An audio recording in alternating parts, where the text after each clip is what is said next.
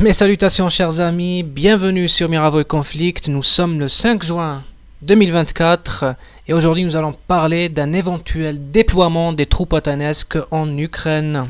Pour ce faire, nous sommes rejoints par notre cher ami Milas. Bienvenue Milas et merci de nous avoir rejoints. Merci à toi de m'accueillir aujourd'hui. Alors, nous lisons ces derniers jours pas mal d'informations sur un éventuel déploiement des troupes otaniennes en Ukraine, notamment les dirigeants français qui en parlent de plus en plus. Peut-être on parle de certaines décisions qui vont être prises dans les jours à venir. Que pouvez-vous nous dire sur ce sujet-là? Déjà, on pourrait dire que l'idée n'est pas nouvelle. Elle fut mentionnée pour la première fois en février par le président français Emmanuel Macron. Tout en gardant une certaine ambiguïté, il a parlé d'une possibilité de déployer des troupes françaises en Ukraine. Des troupes au sol, n'est-ce pas? En février 2024. Effectivement. Oui. En février 2024, oui. Maintenant, la question qui se pose, c'est quel serait éventuellement leur nombre, comment seraient-ils déployés, quelle serait leur mission, et toutes ces questions, en fait, sont extrêmement légitimes. Oui. Bon, dans un premier temps, certains parlent de déployer des troupes le long du Dniepr. De base, quelle serait cette idée, en fait? On enverrait un signal que si les Russes enfoncent des lignes ukrainiennes, à un moment donné, ils seront arrêtés au Dniepr par les troupes, en quelque sorte, occidentale ou française. Et en fait, cette idée n'est pas vraiment stupide dans le sens où le Dniepr à lui seul constitue une fortification naturelle. Une frontière géographique. Extrêmement difficile. Oui, tout à fait. Oui, c'est une frontière naturelle extrêmement difficile à franchir. Ça demande une certaine logistique, beaucoup de matériel et éventuellement un nombre considérable de pertes. D'ailleurs, nous avons vu que depuis le début du conflit, ou plutôt depuis la retraite de Kherson, les Russes n'ont plus essayé de le Dniepr. Tout à fait. Alors, il est à rappeler que le Dniepr, n'est-ce pas, monsieur, que c'est une frontière naturelle c'est un fleuve qui coupe quasiment l'Ukraine en deux. Donc, voilà. Effectivement, le Dniepr est une frontière naturelle, même peut-être d'un point de vue historique, ça a constitué une frontière entre les peuples, on va dire, russophones et les autres peuples. Mais d'un point de vue militaire, le Dniepr, comme je le disais, constitue une fortification naturelle assez impressionnante et ce serait en fait une position, je dirais, tenable, même pour un corps expéditionnaire limité en nombre et en matériel. Maintenant, il existe une deuxième possibilité qui est le déploiement en fait des troupes françaises le long de la frontière biélorusse. Pour quelle raison en fait? Pour permettre aux divisions ukrainiennes qui sont en ce moment déployées sur cette frontière et qui, en quelque sorte, gardent la frontière nord pour éviter des revers du côté de la Biélorussie, ce qui permettrait en fait de mettre à disposition de l'Ukraine un certain nombre de troupes et laisser la défense de la frontière avec la Biélorussie à ces troupes françaises. L'idée, on va dire, sur le papier, n'est pas si mal que ça. Maintenant, pour ce qui s'agit de la réalisation ou de la possibilité de la réaliser, c'est une toute autre histoire. Mais même nous parlons de troupes au sol. Combien de troupes seraient suffisantes pour un déploiement d'une telle ampleur? Parce qu'on parle de déploiement sur des frontières naturelles qui sont le Dniepr, qui est un fleuve assez long, n'est-ce pas? Et ça, c'est la première question. Et la deuxième question, c'est est-ce que cela ne ferait pas des troupes françaises des cibles légitimes pour l'armée russe? Bon, si on envoie des instructeurs, 200, 300 instructeurs en Ukraine, c'est quelque chose. Mais déployer des dizaines de milliers de troupes, ça, je pense que là, on est directement dans un conflit de haute intensité entre un pays otanesque et entre la Russie. Donc voilà. Effectivement, c'est une possibilité. Déjà aujourd'hui, certains experts, entre guillemets, parlent d'un corps expéditionnaire de 20 000 hommes. soit environ une division. Pour un front qui s'étendrait sur plusieurs centaines de kilomètres, rien d'impressionnant. N'oublions pas que aujourd'hui, le nombre de troupes, que ce soit du côté russe ou ukrainien, se dénombre en centaines de milliers de soldats. Donc, 20 000 hommes, je ne vois pas comment en fait un nombre aussi réduit pourrait en quelque sorte renverser la vapeur sur le champ de bataille. Car aujourd'hui, il est clair que l'initiative est du côté russe. Là, Mais oui. en fait, d'un autre côté, je vais juste continuer sur ce point. D'un autre côté, en fait, certains aussi parlent d'un déploiement discontinu. En fait, ces 20 000 hommes ne seraient pas répartis tout le long du Dniepr, mais plutôt sur certains postes fortifiés, ce qui leur permettrait en fait d'intervenir assez rapidement en cas de percée russe ou de traversée russe. Ce sont bien évidemment des possibilités évoquées par des journalistes et des experts français. Vous Oui. parlez de journalistes dans des médias mainstream, n'est-ce pas? Par exemple sur LCI, sur BFM TV, ou quelque chose de plus sérieux peut-être? Déjà, bon, ça c'est le point de vue des, comme je l'ai mentionné plus tôt, des experts entre guillemets. Ah, entre guillemets, voilà, voilà. Entre guillemets. Ouais. Ça veut dire que déjà, ces 20 000 hommes en question, c'est un nombre hypothétique, hein. Je vois. Déjà, l'opération, pour les opérations françaises à l'extérieur, on se souvient de l'opération Serval, qui est, en tout et pour tout, a déployé 5 000 hommes. Pouvez-vous nous donner quelques détails sur cette opération? Où est-ce qu'elle s'est passée? C'est une opération qui avait pour but de déloger les terroristes du Mali. Du Mali, d'accord. Une... Oui, effectivement. Donc, vous avez en quelque sorte un corps expéditionnaire d'environ 5 000 hommes, avec toute la logistique, bien évidemment, qui est mise en place derrière, parce que ce n'est pas simple de déployer des soldats. Il faut aussi les équiper, il faut les nourrir, il faut leur fournir des munitions, des armes, des pièces de rechange pour leur matériel. Donc, c'est quelque chose de très compliqué et qui n'est pas simple à mettre en œuvre. Donc, je disais que c'est quelque chose qui n'est pas tout à fait simple à mettre en œuvre. Et aujourd'hui, contrairement à l'opération Serval, il ne s'agit pas en fait de chasser quelques rebelles du Nord Mali. Là, on parle de l'armée russe, c'est beaucoup plus méchant. Oui, tout à fait. Oui? Maintenant, pour la deuxième question, si, et on dit bien si, la France envoie des troupes en Ukraine, seraient-elles des cibles légitimes? Aujourd'hui, ou plutôt dans cette vidéo, nous parlons exclusivement de la France, car il y a d'autres acteurs qui sont favorables à cette initiative, mais qui, n'étant pas aussi sérieux d'un point de vue militaire que la France, n'ont pas été mentionnés.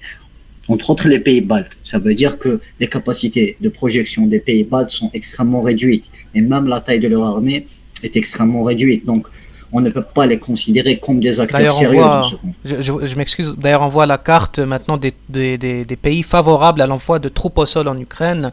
On voit que l'Estonie, les Pays-Baltes, la Pologne et la France sont les seuls en Europe voilà, qui sont favorables à une telle escalade.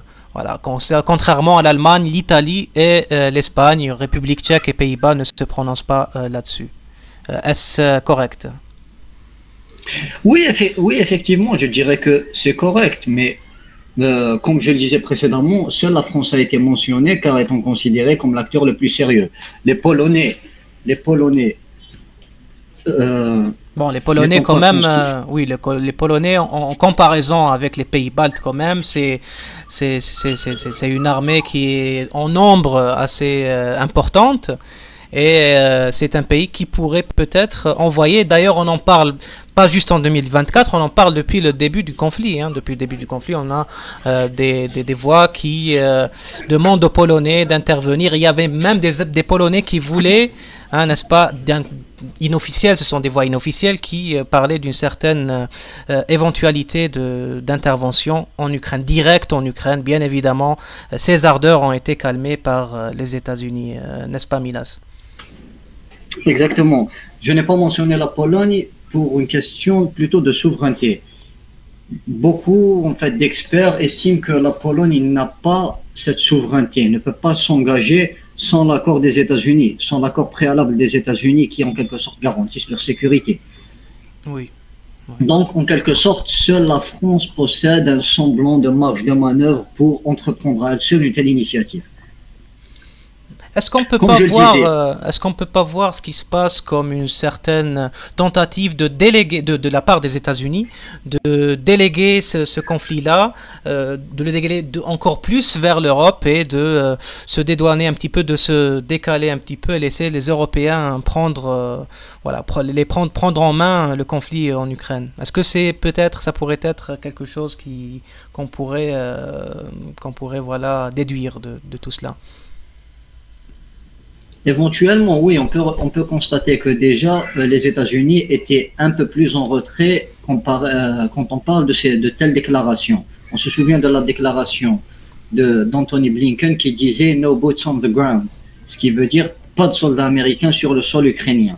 Ça veut dire que de facto, les Américains, en quelque sorte, ont pris leur distance vis-à-vis de ces initiatives et de ces prises de parole.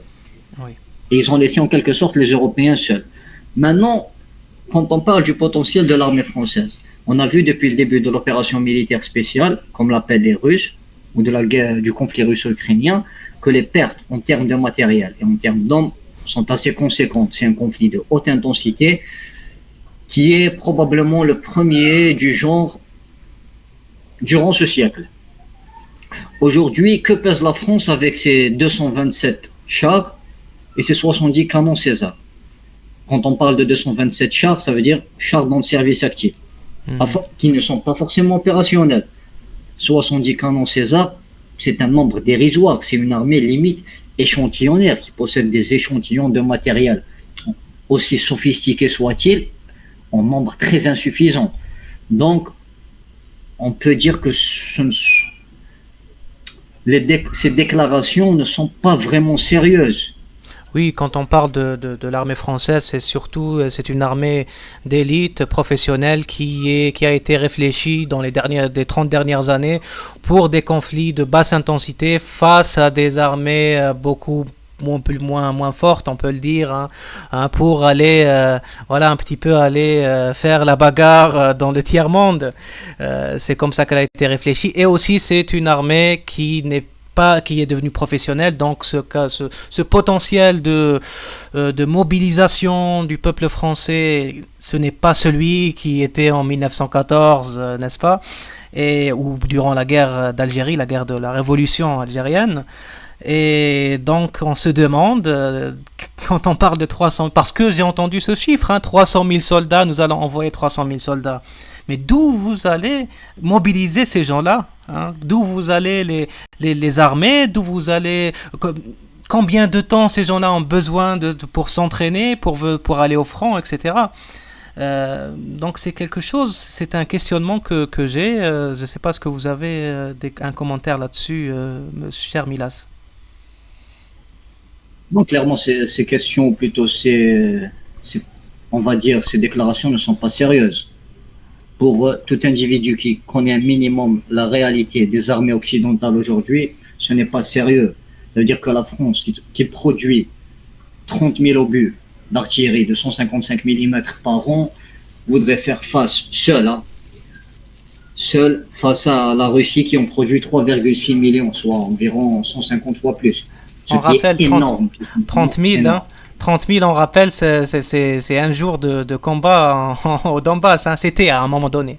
Bon, maintenant, l'intensité est beaucoup plus basse, surtout parce que les Ukrainiens n'ont pas vraiment les moyens de rétorquer, de répondre aux Russes. Mais voilà, 30 000 jusqu'à 60 000 à un moment donné, c'est dans une journée, c'est pas en un an. Une très grande différence. Oui, Ouais. oui, effectivement, comme je le disais, ces déclarations ne sont pas sérieuses et non. Ça veut dire qu'il ne faudrait même pas s'y attarder.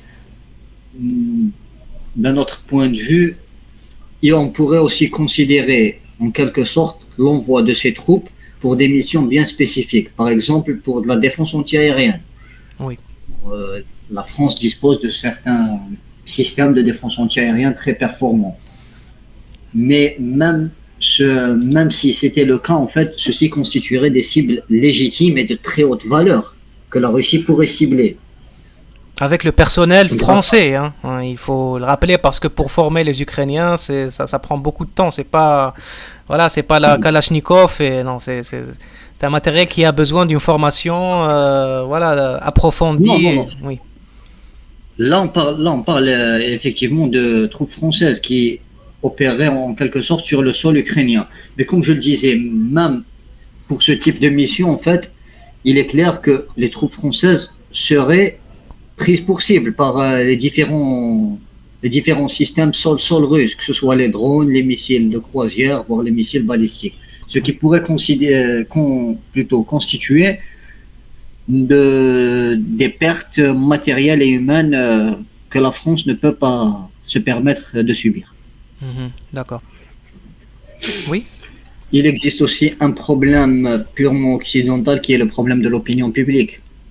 Même si, d'un point de vue légal, le président français a, on va dire, l'autorité d'envoyer des troupes au sol, dès le moment où les cadavres vont commencer à s'empiler, en fait, l'opinion publique va-t-elle l'accepter?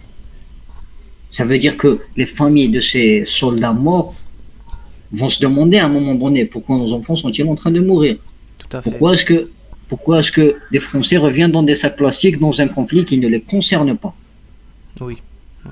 Et, et ça, Mais et ce problème-là, en fait, pourrait prendre de l'ampleur et empêcher, en quelque sorte, le déploiement de troupes françaises Mais en tout à Ukraine. fait, mais vous savez, quand on a parlé de certains médias, on a parlé, on voit des tentatives quand même de la part des médias français de préparer la population pour une telle éventualité. Voilà, quand on est en train de marteler, de bombarder jour après jour, voilà, des news de la sorte, que le président français dise que nous ne pouvons pas nous permettre de laisser perdre l'Ukraine parce que c'est une question vitale pour nous. On essaie de préparer la population et est-ce qu'il y a des réactions? Est-ce qu'il y a des réactions concrètes de la part du peuple? Est-ce qu'il y aurait demain, est-ce que le peuple français pourrait demain réagir d'une façon efficace face à de telles choses? Je ne sais pas franchement. Euh, Aujourd'hui, je pense que pour ce qui est de la population française, on voit de plus en plus un certain ras-le-bol généralisé vis-à-vis de cette guerre, que ce soit vis-à-vis des moyens qui sont déployés, que ce soit vis-à-vis de l'argent qui est dépensé. Ça veut dire que, de un, vous avez tous les problèmes internes qui, en Europe et en France, et d'un autre côté, en fait, voilà, vous avez le petit peuple qui voit comme ça des milliards de dollars s'en aller vers l'Ukraine pour des raisons qu'on ne sait pas, vers une destination qu'on ne connaît pas. Donc, l'opinion publique, en fait, commence à en avoir ras-le-bol. Et là, on ne parle même pas de cadavres, c'est juste une question d'argent. Donc, dès le moment où, comme je le disais précédemment, les morts commenceront à s'empiler, là, ce sera bien plus grave et bien plus problématique. Oui, mais en termes de partis politiques, par exemple, on voit qu'à droite, de l'extrême droite jusqu'à la droite, voilà, les LR, etc., on voit qu'il y a une certaine, un changement dans ces partis-là, dans le narratif de ces partis-là. Bon, peut-être il y a, qu'on soit d'accord ou pas avec eux, il y a la gauche et l'extrême gauche qui sont, enfin la gauche, je parle bien évidemment de la France insoumise. Et puis certains partis qui sont pas très représentatifs, par exemple celui d'Asselineau. Voilà, mais pour le reste, voilà, tous ils sont d'accord. Hein. Nous devons être avec soutenir l'Ukraine coûte que coûte. Et ça, c'est quelque chose d'un petit peu, je pense, c'est inquiétant un petit peu quand même. Oui et non, mais il faut aussi garder en tête que ces gens-là, en quelque sorte, sont des politiciens. Ça veut dire qu'ils ne tiendront pas forcément leurs paroles. Ce sont des gens. Tout à fait, oui. Oui. Vous m'entendez, Milas? Oui, effectivement, je vous entends. Mhm. Donc, on parlait en quelque sorte des différents partis politiques français, de leur opinion, de leur déclaration vis-à-vis de cette guerre. Et comme je le disais, ce sont des déclarations, on va dire, de politiciens. Ce sont des gens qui essayent de surfer sur en quelque sorte, sur cette vague anti-russe ou ce matraquage anti-russes sont des gens qui, peut-être ou probablement, n'ont ni l'intérêt ni l'intention, en quelque sorte, ne sont pas favorables à cette guerre, mais par souci, en quelque sorte, électoral, tiennent Électoraliste certaines d'ailleurs, oui, déclarations oui, oui. Il y aura électoralistes. les européennes Voilà. sont aux portes, donc je pense que c'est quelque chose qui est ouais, qui est probable. De toutes les façons, on va essayer de suivre avec beaucoup d'intérêt ce qui se passe, l'évolution d'une éventuelle escalade. On peut parler d'une éventuelle escalade. Euh, je vous remercie, Milas, pour tous vos éclairages et en espérant vous avoir plus souvent. C'est moi qui vous remercie et j'espère que cette collaboration donnera ses fruits. D'accord. Allez. Si vous avez apprécié cette vidéo, vous pouvez vous abonner et nous soutenir avec toutes vos suggestions. Merci beaucoup de nous avoir suivis et au revoir.